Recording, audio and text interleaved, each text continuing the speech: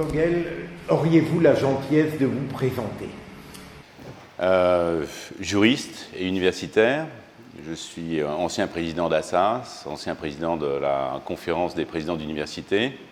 Aujourd'hui, élu local, maire de Melun depuis avril dernier, président de la communauté d'agglomération depuis 2014 et président du Club d'Iéna, qui est un think tank juridique. Pour ne rien vous cacher, et vous connaissant un peu, j'ai vérifié l'étendue de vos fonctions hier soir et j'ai été frappé par leur ampleur et leur diversité. Est-ce que ça a été un choix de votre vie que d'épouser tant de fonctions, tant d'activités?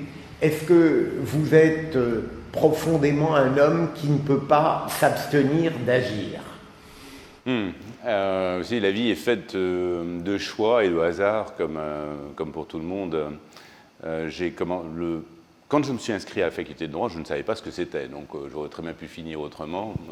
Mon père m'a dit, c'est ce qu'il faut faire. Et puis le droit mène à tout, comme disent les juristes, à condition d'en sortir. Alors j'ai commencé à travailler comme avocat, parce que je travaillais en même temps que je poursuivais mes études. J'ai fait une thèse. J'aurais très bien pu m'arrêter là, parce qu'à un moment, je voulais passer l'école d'administration, mais entre-temps, j'avais rencontré un professeur de droit qui était très connu à l'époque, et ils sont vite oubliés, Berthold Goldman, qui m'a convaincu que, en fait, c'est une thèse qu'il fallait faire. La vie est faite de rencontres, et je suis devenu son assistant. J'ai retiré mon dossier de candidature à l'ENA, et j'ai fait cette thèse, passé l'agrégation, et finalement, je suis devenu professeur. En même temps, j'étais avocat.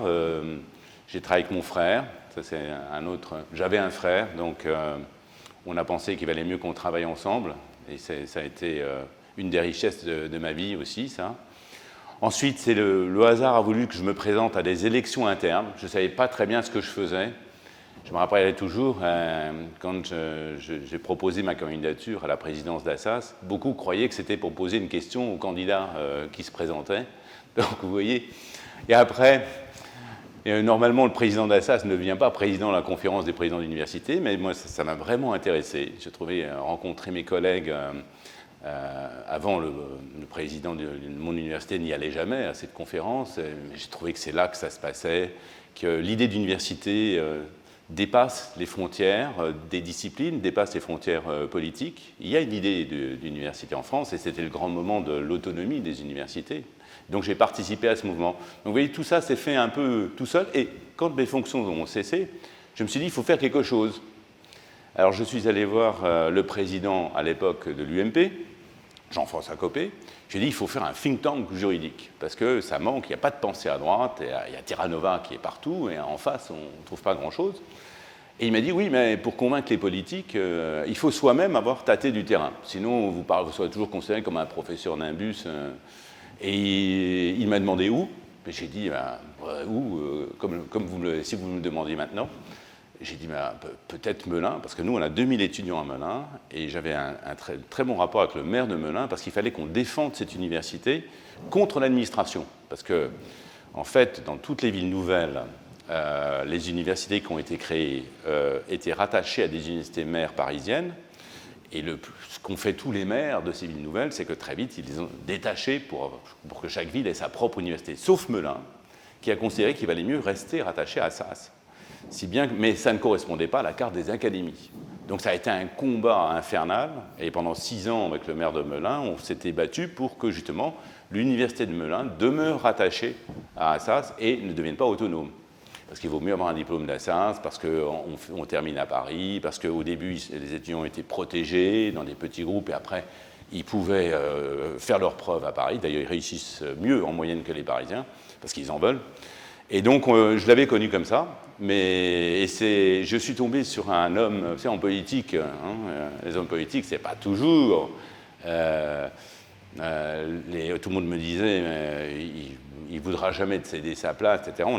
On a fait des élections ensemble, en ticket, comme les élections américaines, président-vice-président, et il avait déclaré devant la population qu'au bout d'un tiers du mandat, il me céderait la place. Il avait 78 ans, donc il me céderait la place, et j'étais premier adjoint, je deviendrais maire, lui prendrait ma place, premier adjoint. Et il a tenu parole.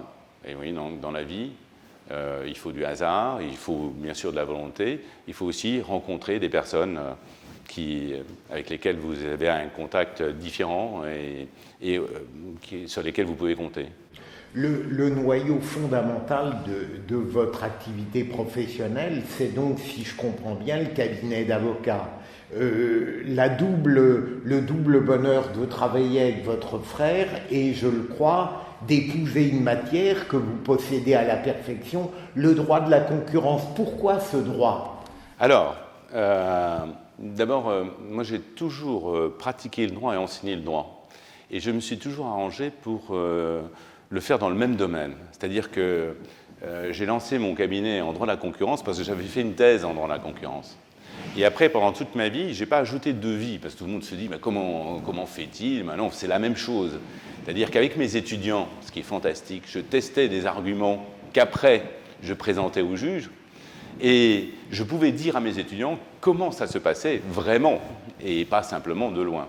Donc cette double... D'ailleurs, ça correspond à la nature du droit, qui n'est pas seulement une matière théorique. Il faut de la doctrine, mais il faut tout le temps l'appliquer. C'est plus un art qu'une théorie. Et un droit inappliqué, des arguments qui ne sont jamais testés, des contrats qui... Vous savez, c'est quelqu'un qui enseignerait le droit des contrats sans jamais avoir négocié un contrat. C'est difficile. Il n'enseigne que la moitié de la chose. Et donc, dans notre domaine, c'est un peu comme la médecine.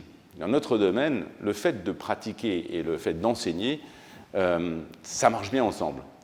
Alors après, il ne faut pas exagérer, c'est-à-dire il y en a qui sacrifient complètement leur enseignement, leur pratique. Ce n'est pas ça qu'il faut faire. D'ailleurs, je pense qu'il faudrait faire comme en Italie, dans les universités françaises, il y a des statuts particuliers pour les professeurs d'université qui sont en même temps praticiens, avocats ou médecins. Il faut copier un peu ce qui se fait en médecine. Je pense qu'il faut absolument faire que ça se passe bien, mais dans notre domaine, c'est particulièrement utile d'avoir des praticiens qui enseignent. Donc l'intellectuel, le juriste en tour d'ivoire, pour vous, ça n'a jamais été une tentation? Jamais. Et je crois que c'est propre au droit. Hein. Il faut mettre la main à la pâte. On voit bien que les idées viennent en argumentant. Vous êtes devant un juge qui va trancher quelque chose. Il faut savoir par quoi vous commencez, par quoi vous finissez. Et les étudiants, c'est fantastique d'essayer de tester des arguments parce que c'est des intelligences neuves. Souvent, ils ne connaissent pas bien le sujet, mais ils sont intelligents, donc ils vous stimulent. Et je trouve que là, on atteint entre guillemets, des sommets. Ouais. Est-ce que le ressort fondamental de tout cela, ça n'est pas que vous êtes fondamentalement un homme actif? Ça, c'est vrai, je pense. Oui, vous avez tout à fait raison. Je suis un homme d'action. Je veux réaliser des choses. C'est-à-dire, tout ce que j'ai fait, s'il y avait un fil conducteur entre le début et jusqu'à la fin, c'est réaliser des choses. Si je suis passé... Vous voyez, quand je suis allé voir le président de l'UMP, je n'étais pas du tout inscrit dans un parti, etc. Donc, je suis vraiment très récemment en politique. C'est parce que je me suis dit, dans ce pays, il y a un tas de choses qui dysfonctionnent. Je m'en étais rendu compte en tant que président des présidents d'université. Il y a des choses... On a essayé de lancer une réforme, on n'a pas réussi à aller au bout, on a été jusqu'à mi-chemin. C'est des choses très très graves. C'est-à-dire que si nos universités ne prennent pas le dessus très très vite, ne se réorganisent pas, c'est la France elle-même qui va perdre sa place. On va perdre nos cerveaux, on va perdre nos meilleurs étudiants parce qu'ils iront à l'étranger. Toutes les universités mondiales aujourd'hui sont en concurrence. Et d'un autre côté, je voyais que nous avons d'excellents laboratoires. C'est-à-dire la France a un potentiel énorme. Et souvent, elle faillit parce qu'il y a un problème d'organisation, de mise en forme, de statut. Et je me suis dit, il faut faire quelque chose. C'est pour ça, voilà, il me reste une partie de vie professionnelle. Je me dis, tiens, je vais me lancer là-dedans pour essayer de dynamiser les choses. Voilà. Est-ce que vous établissez une hiérarchie entre toutes les activités qui ont été et sont les vôtres? Est-ce qu'il y en a une qui a été plus passionnante pour vous, plus stimulante que les autres, même si votre carrière politique est loin d'être terminée. Chaque activité est passionnante pour d'autres raisons. Moi, j'aime bien le droit. Je me suis découvert une vocation. Ça aurait pu ne pas fonctionner, hein, parce qu'au début, quand je me suis inscrit en droit, je ne savais pas ce que c'était. Donc, ça, c'est un aspect intellectuel, parce que le droit, c'est l'organisation de la société. Du droit, on glisse assez vite à la chose politique, parce qu'on a envie très, très vite de dire, tiens, là, celui-là, cet homme politique, ce ministre, c'est pas bien ce qu'il fait. J'aimerais bien, moi, j'aurais de meilleures idées que lui dans ce domaine. Donc, on glisse très facilement d'une chose à l'autre, et peut-être que finalement le plus important, c'est quand même ce qui touche le plus à l'intérêt général. Je pense aujourd'hui que notre pays est malade, qu'il y a des choses à faire, qu'il faut qu'il y ait des personnes de la société civile, un peu qui fassent ce que je suis en train de faire, qui se mobilisent pour essayer de changer les choses. Et je crois qu'il est urgent d'agir. On le voit, si vous comparez, il suffit de voir un peu les classements des pays, PIB par habitant, etc., richesse nationale. On voit que notre pays décline. Il faut absolument reprendre les choses en main, parce qu'il y a beaucoup de richesses dans ce pays. C'est ce que je disais pour les universités, mais on peut le dire un peu dans tous les domaines. Ce sont plutôt nos institutions qui sont vieillies. Il y a un dynamisme énorme dans la population. Et d'ailleurs, on le voit à chaque élection présidentielle, il y a un espoir de changement dans la population. Les Français se rendent compte du point auquel ils sont arrivés. Ils savent qu'il faut redresser les choses. Je crois que c'est François Fillon qui disait « il faut changer de logiciel, il y a une chose à faire maintenant ». Et bon, alors il faut du courage politique, mais il faut aussi beaucoup de bonne volonté. Et il faut que ce soit des gens de la société civile en général qui prennent les choses en main. Je pense vraiment que le moment est venu. La multiplicité de vos actions et de vos tâches ne vous a jamais donné la crainte de ne pas vous mettre tout entier dans chacune. Vous n'avez jamais déçu ceux que vous avez été obligés de servir et ceux dont vous avez eu l'honneur d'être l'auxiliaire fondamental? C'est une question difficile parce que c'est la perception des autres qu'il faut juger. En tout cas, c'est un défaut ou une qualité. Quand je fais quelque chose, je le fais entièrement. Et une fois que je passe à autre chose, je tourne la page.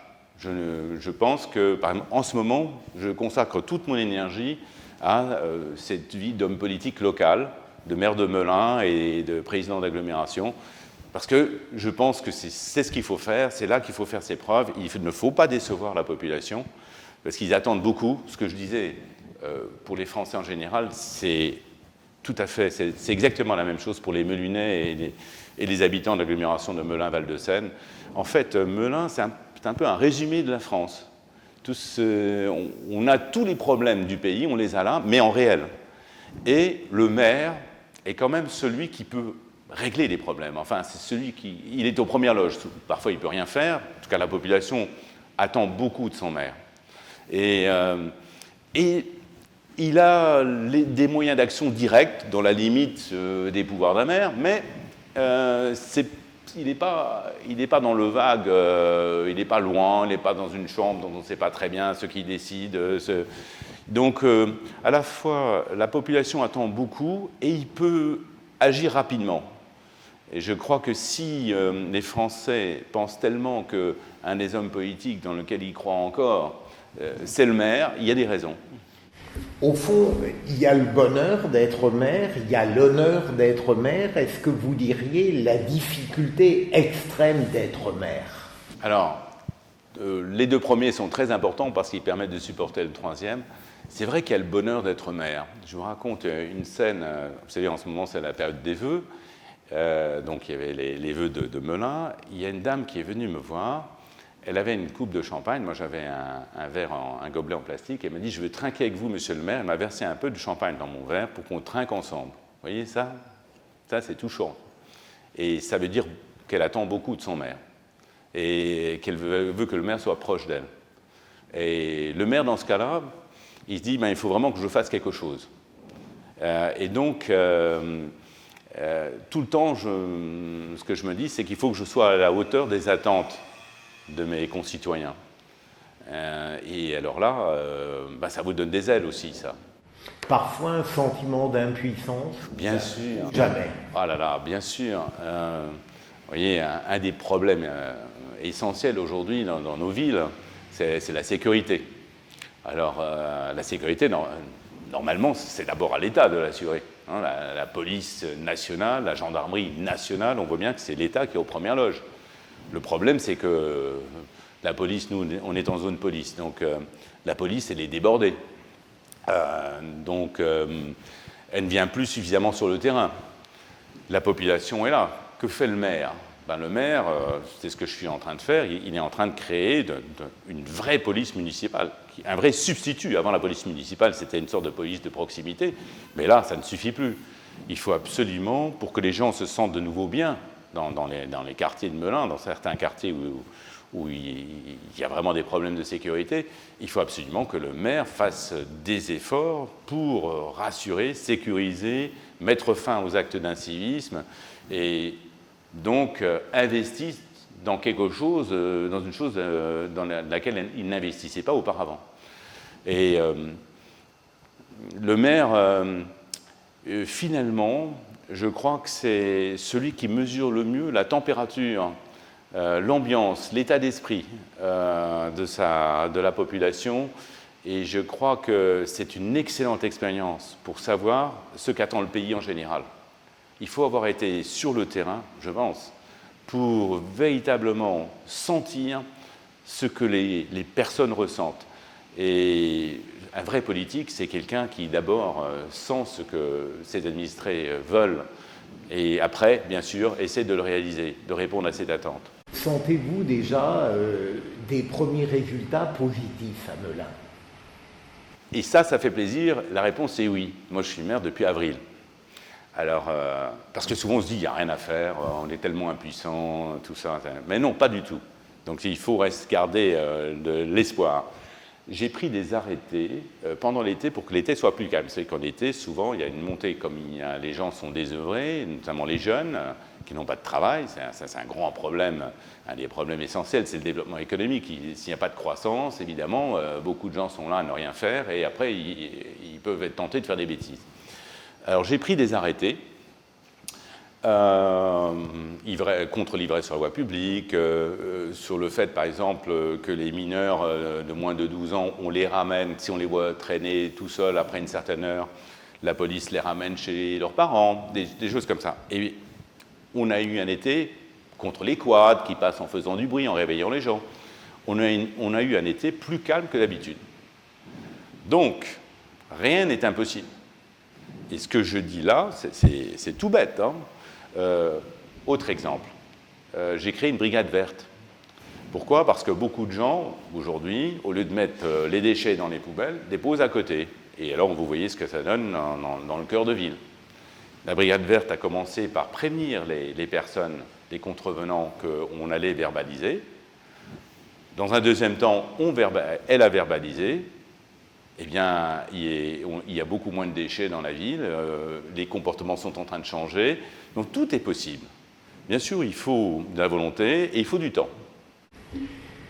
Je vous écoute et j'ai l'impression que votre vision politique est, j'allais dire, plutôt conservatrice. Est-ce que vous accepteriez d'être qualifié d'homme de droite ? Écoutez, je suis à droite, hein, je suis membre du PR, du Parti républicain, mais pour moi, la situation de notre pays est tellement grave que la distinction droite-gauche, elle existe. Notamment, il y a des choix idéologiques, etc. Moi, il y a un certain nombre de choix de gauche que je ne partage absolument pas. Mais ce qui est le plus important aujourd'hui, c'est est-ce que la personne en question, qu'elle soit de droite ou de gauche, est-ce qu'elle veut faire des choses ? Est-ce qu'elle veut redresser le pays ? Est-ce qu'elle a l'énergie suffisante pour le faire ou pas ? Il y a des gens conservateurs à droite comme à gauche. Et il y a des gens actifs à droite comme à gauche. Je pense que moi, le parti dont je rêve, c'est un parti des gens actifs. Est-ce qu'il n'y a pas dans ce que vous venez de dire une tentation pour, par exemple, Emmanuel Macron ? Je ne pensais pas du tout à lui quand je disais ça, je pensais parce que c'est nouveau, on est nouveau dans les jeux politiques. Moi, ce que je pensais, je pensais à l'élu local qui doit réaliser des choses. Je prends un exemple concret. On a créé un nouvel hôpital à Melun, qui va être l'hôpital du Sud Seine-et-Marne. L'hôpital de référence du Sud Seine-et-Marne va ouvrir en 2018. Celui qui est à l'origine de l'hôpital, c'est l'ancien maire de Melun, donc Gérard Millet. Et celui qui nous a le plus aidé à le mettre en place, c'est le député socialiste de Sénart, Olivier Faure. Donc vous voyez, parmi un tas d'autres hommes politiques, de droite comme de gauche. Mais le débat à droite-gauche, quand il s'agit de faire des choses, c'est un débat qui passe au second plan. Et je pense que nous avons besoin de dépasser les frontières, tout en restant chacun dans notre camp. Est-ce que vous croyez que cette approche est valable également sur le plan national, ou est-ce qu'au fond, vous induisez peut-être rapidement de réussite sur le plan local en pensant que notre vie nationale pourrait correspondre à ce schéma? Moi, j'aimerais que ça se passe comme ça au plan national. Vous voyez, en Allemagne, ils arrivent bien à dépasser les frontières politiques, parce que les problèmes sont tellement graves qu'il faut aller beaucoup plus loin, beaucoup plus fort, sans s'arrêter à des différences qui deviennent mineures, vu la gravité des questions que nous avons à résoudre. Et on peut se retrouver sur un tas de sujets. Vous voyez, notre garde des Sceaux, on voit ça, il est en train de faire des prisons. Il y a un programme de prisons. Normalement, il y a une liste de sites qui doit être déposée au mois de janvier, d'ici la fin du mois, donc c'est une excellente idée. Il est grand temps de le faire. Donc, gauche-droite, même combat. Et c'est un sujet très important. Alors, moi, je rêve de ça, qu'on se mette autour de la table, on se dise chacun est là pour ce qu'il est, on ne pense pas exactement la même chose. Je vous donne un exemple. Moi, je trouve que toutes les mesures idéologiques, par exemple, sur le blocage des loyers, vous voyez, on est en train de se préparer. Ça, c'est une mesure vraiment idéologique. On croit on écarte le marché et dans les zones à tension, on bloque une fois pour toutes les loyers. On se prépare, alors qu'on avait déjà fait l'expérience de la loi de 48 sur le logement. On se prépare une crise du logement incroyable, parce qu'évidemment, les logements ne vont pas se construire, ils vont rester vides. Donc, il y a des choses, il y a des limites. Je ne peux pas être d'accord avec ça. Mais pour un tas d'autres choses, je pense que pour la plupart des choses, on peut travailler ensemble et réaliser ensemble, vu l'urgence de la situation, c'est ce qu'il faut faire aujourd'hui. Vous avez dit qu'il y avait des différences idéologiques entre la gauche et la droite. Est-ce que ça veut dire qu'il y a des personnalités à gauche avec lesquelles vous ne pourriez pas travailler? Écoutez, il faut essayer de travailler avec tout le monde, mais c'est sûr que ce sont des dinosaures politiques, les idéologues qui débattent pour débattre, qui avancent des idées générales pour avancer des idées générales, qui n'ont jamais réalisé concrètement quelque chose. Vous savez, les idées générales, elles cèdent devant la résistance du terrain et de la réalité. Moi, je suis quelqu'un de pragmatique. Je pense que j'aime pas les débats généraux qui n'aboutissent à rien. Même si c'est beau à écouter, j'aime bien ceux qui font. À partir de votre conception, à mon sens, à la fois intelligente et pragmatique de la droite, quelle est votre position sur d'éventuelles alliances avec le Front National? Je pense que le Front National se met hors jeu pour moi.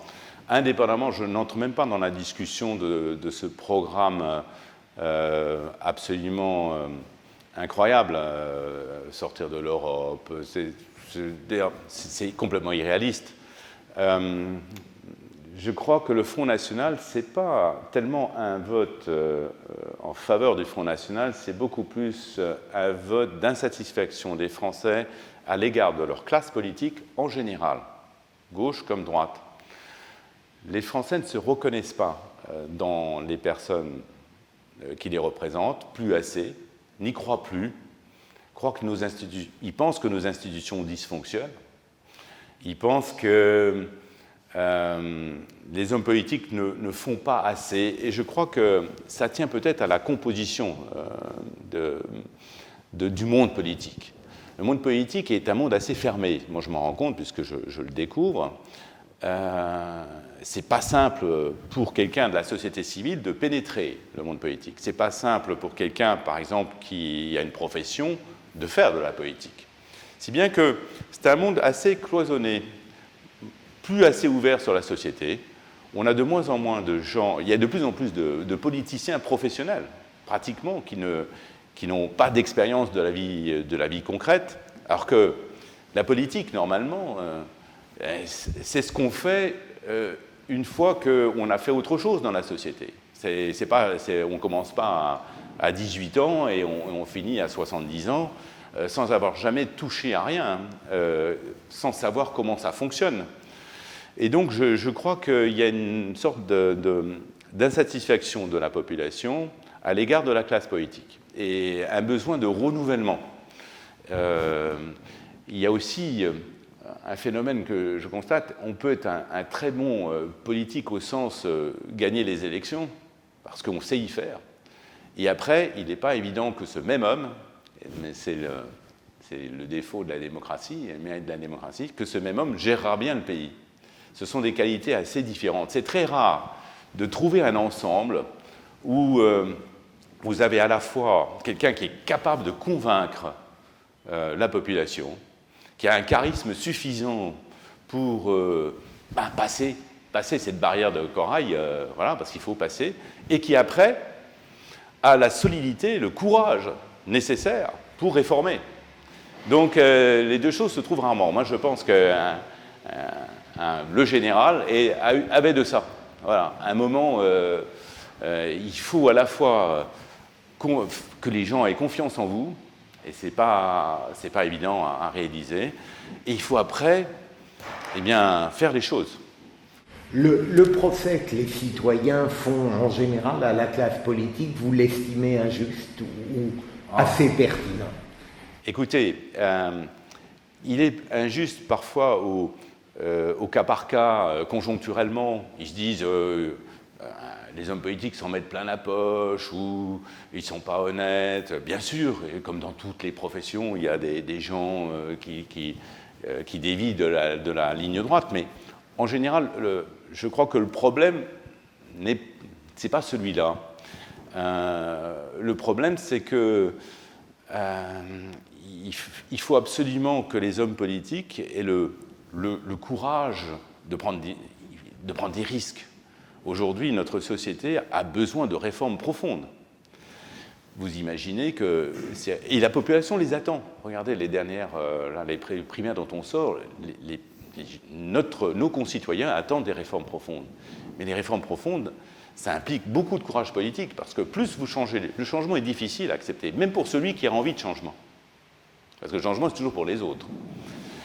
Plus vous changez les choses, plus vous prenez de risques. C'est pour ça que la professionnalisation du monde politique, le politicien professionnel, c'est une très mauvaise chose. Parce qu'il a mis tous ses œufs dans le même panier. Il aura donc tendance à prendre moins de risques que la moyenne. Il faut absolument ouvrir les choses et rendre le monde politique un peu plus fluide. D'où, moi je pense qu'une interdiction de cumul des mandats dans le temps serait une excellente chose. Il faut absolument qu'on sache, voilà, comme dans beaucoup des présidents d'université, ils ont le droit à 2 mandats successifs, président de la République. Comme dans beaucoup de monde, on a un certain temps pour vraiment réaliser. On n'a pas besoin de faire attention à est-ce que je vais être élu ou pas, et on y va. Vous croyez qu'il n'y a pas une fatalité là qui fait que n'importe quelle personnalité ayant un peu de pouvoir n'est obsédée que par le désir de le garder? Alors, à vous l'entendre dire comme ça, on a tendance à vous répondre oui, que tout le monde a envie de rester en place le plus longtemps possible, etc. Mais je fais confiance à l'homme en général. Il a envie aussi de se dépasser. On est capable du meilleur comme du pire. on est capable de se dire, ben voilà, je vais essayer de faire, je prends les risques. Je crois que ça existe dans notre société. Et on a besoin de personnes de ce type aujourd'hui, et à tous les niveaux, et dans le monde politique et ailleurs. Ce qui me frappe, c'est qu'un grand auteur avait dit une fois que l'homme de droite était à la fois pessimiste et actif. Et vous-même, vous êtes évidemment très actif, mais je vous sens tout de même plein d'espérance. Ah, je suis un optimiste invétéré, donc je suis actif, c'est évident, mais je crois vraiment que c'est possible. Et vous savez, je ne voudrais pas que ça reste des mots creux, mais quand on a travaillé sur les universités, à un moment, c'était avec Valérie Pécresse et ensuite avec Laurent Wauquiez, à un moment, on avait suscité un espoir fantastique dans le monde universitaire. C'est-à-dire que, vous savez, on a lancé des nouveaux laboratoires, on a créé des LabEx, on a distingué les bons laboratoires, on a reconnu les mérites de ceux qui y travaillaient, et on sentait une force, la force de ce pays. Et j'y crois énormément. Je crois que, et c'est la même chose à Melun, il y a énormément de potentiel. Il y a énormément de potentiel à Melun, il y a énormément de potentiel en France. Il faut mobiliser ce potentiel. Il faut des gens, des personnes qui aient le courage de prendre des risques et de mobiliser le potentiel de notre pays. En ce moment, nous ne sommes pas à notre vraie place. Nous sommes, et tous ceux les déclinistes, enfin tous ceux qui disent ça ne va pas, etc., je pense que c'est la surface des choses. Le fond est beaucoup plus puissant. Et il ne demande pas mieux que de... On a presque l'impression que les Français n'attendent que ça. Et ils cherchent quelqu'un, quelques-uns, parce que c'est nécessairement un travail d'équipe, ils cherchent des personnes capables de les porter, de faire avancer les choses et de faire que ce pays reprenne sa véritable place. Le quinquennat de François Hollande va se terminer dans quelques mois. Quelle est, à votre avis, la plaie fondamentale de ce quinquennat ? Un peu le défaut, c'est le manque, c'est ce que je viens de dire en creux. Il n'y a pas eu assez de courage politique, il n'y a pas eu assez d'action, il n'y a pas eu assez de risques pris pour changer le pays. Un pas en avant, 2 pas en arrière. On a pratiquement fait du surplace. Beaucoup de gens, d'ailleurs, quand vous interrogez les gens de la rue, même qu'ils soient de gauche ou de droite, vous disent la même chose. C'est ce que me disent les habitants de Melun. On a perdu 5 ans. Il ne s'est rien passé. Tout est à l'arrêt. Vous voyez, alors, et on comprend pourquoi, parce qu'évidemment, tout est compliqué, mais il faut avancer les choses. Et on ne peut pas rester comme ça. Il faut avoir des idées très claires. Et puis, il faut avoir le courage d'aller de l'avant. Et le blocage fondamental de la société française, à votre avis ? Le blocage fondamental... notre société est une société qui, fondamentalement, favorise celui qui est en place par rapport à celui qui arrive.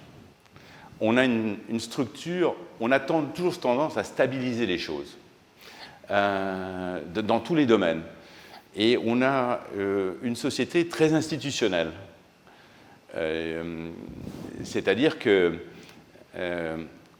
on ne fait pas assez confiance aux nouveaux. Alors, c'est à la fois une société très sécurisée, pour ceux qui sont en place, mais c'est une société très difficile à pénétrer pour ceux qui arrivent. Et d'ailleurs, c'est un des problèmes d'intégration de notre société. Nous avons un système, vous savez, tous nos concours administratifs, toute la réglementation existante, qui fait que elle est très très difficile à pénétrer.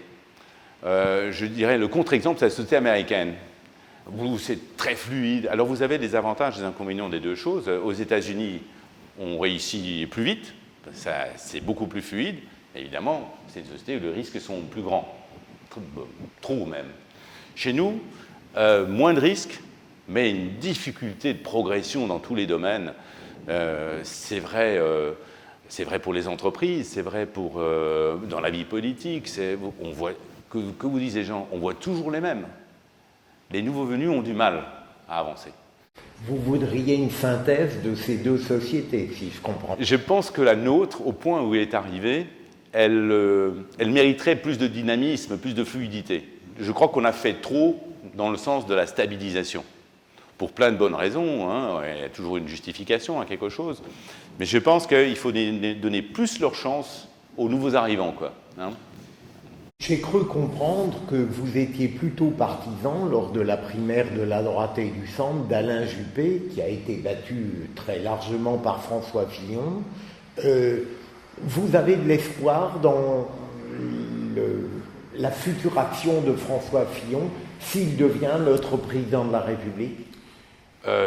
Oui, évidemment. Je pense que François Fillon, comme je le disais tout à l'heure, il est porteur de beaucoup d'espoir. D'ailleurs, il pourra reprendre, c'est ce qu'il est en train de faire d'ailleurs, il pourra reprendre beaucoup des idées d'Alain Juppé. Je ne crois pas qu'il y ait énormément de différence, c'était plutôt une question de personnes que de programme. François Fillon avait un programme d'ailleurs plus incisif. Et je pense que le positionnement est le bon, parce qu'il vaut mieux commencer plus fort, quitte à atténuer au moment où l'action, de toute façon, apportera sa propre résistance. Enfin, quand vous serez en face de la réalité, vous tempérerez finalement l'idée assez absolue que vous avez au départ. Donc je crois que les Français attendent beaucoup de François Fillon. Je pense qu'encore une fois, il a réussi à susciter, comme Nicolas Sarkozy lors de son premier mandat. On voyait bien qu'il s'est suscité un espoir énorme. On a vu le résultat de la primaire qui était vraiment sans conteste. Donc l'espoir est là. Le programme de changement, il est là aussi. Alors après, il faut le réaliser. Tout est dans la méthode. Vous savez, je suis un homme pratique. Ce qui compte maintenant, c'est le calendrier des réformes. Qu'est-ce que je réforme? Comment je réforme? La manière de réformer. On sait bien que en un semestre, en 2017, il y a moyen d'adopter 4 textes législatifs, donc pas plus. Donc il y a beaucoup de choses qu'il faut pouvoir faire sans poser de grands principes dans la loi. Il faut absolument changer les choses très, très, très vite, très directement. Et nous, Français, c'est un mal français, ça. On veut souvent affirmer les choses, statufier les choses. On est parfois plus content d'un principe qu'on aura affirmé que d'une méthode concrète qu'on aura mise en œuvre. Et il faut qu'on échappe à ce travers. Il y a beaucoup de choses qu'on peut changer dans ce pays sans être obligé de prendre un texte de loi, dans tous les domaines. À l'époque, à l'université, vous voyez, j'avais créé à SAS des filières très différenciées. Des filières pour remettre à niveau ceux qui n'y étaient pas, pour empêcher de les voir échouer au bout de 6 mois. Donc on enlevait des cours de droit, on mettait des cours de culture générale, d'orthographe, etc. Et des filières aussi pour ceux qui étaient excellents, qui s'ennuieraient, qui se seraient ennuyés à la faculté s'ils n'avaient pas eu d'autres choses à faire. On enrichissait leur formation. Il n'y a pas besoin de loi pour faire ça. Ça peut vous changer complètement une institution. Et c'est la même chose dans tous les domaines. Juste une question personnelle, avec tout ce que vous avez à faire, est-ce que votre vie personnelle, justement intime, familiale, conjugale, que sais-je, a encore de la place? Écoutez, moi j'ai la chance d'avoir une femme qui elle-même est active, qui travaille, donc ça simplifie les choses. J'ai un frère dans lequel j'ai une confiance sans limite. Donc je suis bien entouré, si vous voulez. C'est-à-dire que finalement, on ne fait pas les choses soi-même, on les fait parce qu'il y a autour de vous des personnes qui vous épaulent et qui vous aiguillonnent, qui vous font faire. Donc j'ai beaucoup de chance de ce point de vue-là. S'il vous manque quelque chose en matière politique, dans votre vie professionnelle, ce serait quoi? De devenir un jour ministre, par exemple? Oui, je vais vous dire. Tout juriste qui veut changer les choses rêve un jour d'être garde des Sceaux. Bon, je sais, vous-même, dans votre livre, vous en parlez. On se dit, tiens, moi, j'aurais pas fait comme ça. Tiens, voilà, le ministre, il vient encore de prendre ses décisions, mais j'aurais fait mieux, etc. Donc, si on a envie de faire des choses, ça paraît une pensée naturelle. De là à le devenir, c'est tout à fait un autre combat. Vous en parlez très bien dans votre ouvrage. Vous avez écrit récemment un livre que je qualifierais de remarquable.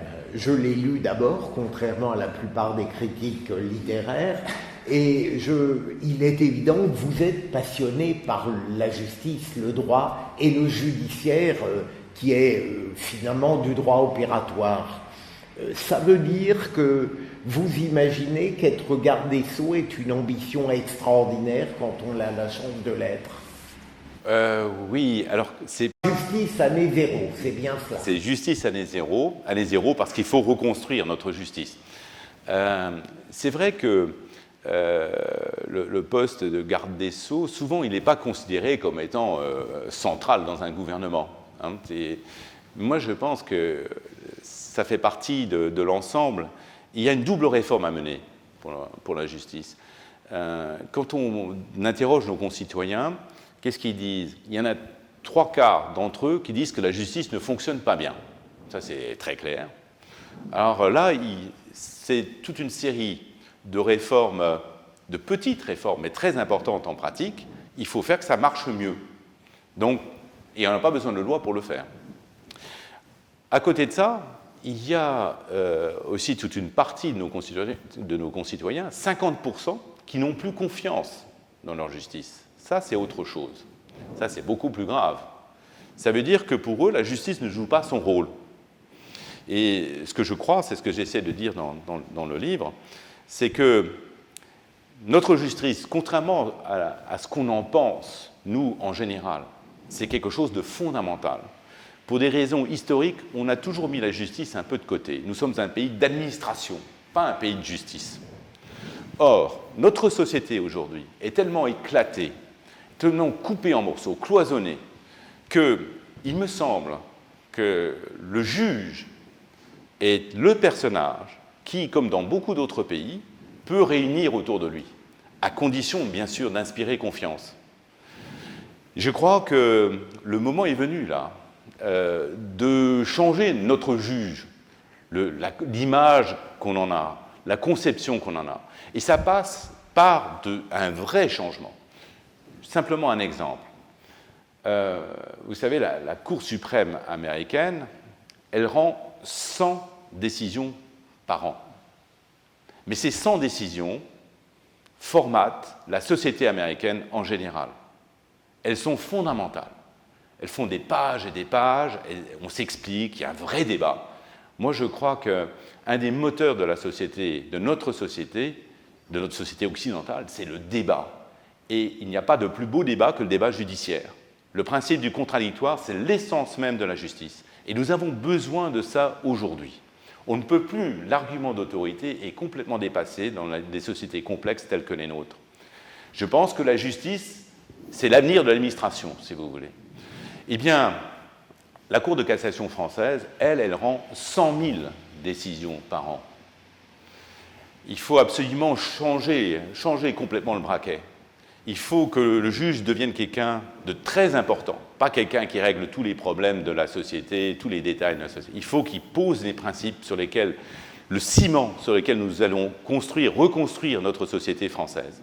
Donc moi, je crois beaucoup dans le juge de demain. Mais c'est un autre juge que celui d'aujourd'hui. Mais je pense que j'étais au conseil d'administration de l'école de la magistrature. Je pense que nos jeunes ne demandent pas mieux que de jouer ce rôle. Il faut absolument que nous allions dans cette direction.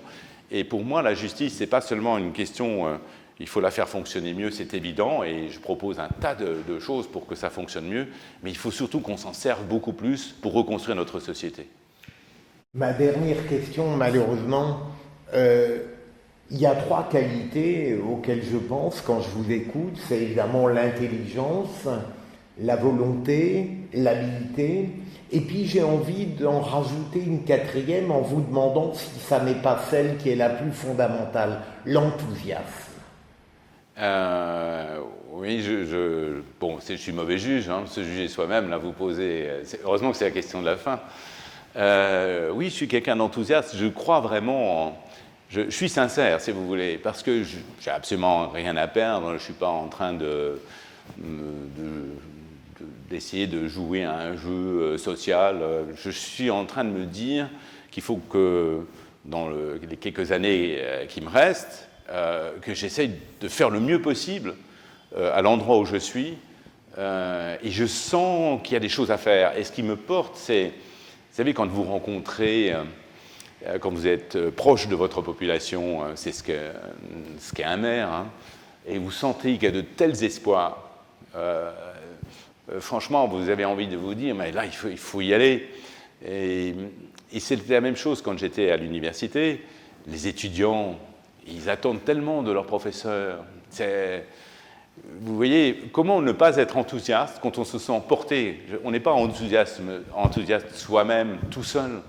Quand on se sent porté par toutes ces personnes qui elles-mêmes ont beaucoup d'intelligence, de moyens, de volonté de faire, et vous sentez que tout ça pourrait aller dans le même sens, vous vous dites, c'est fantastique.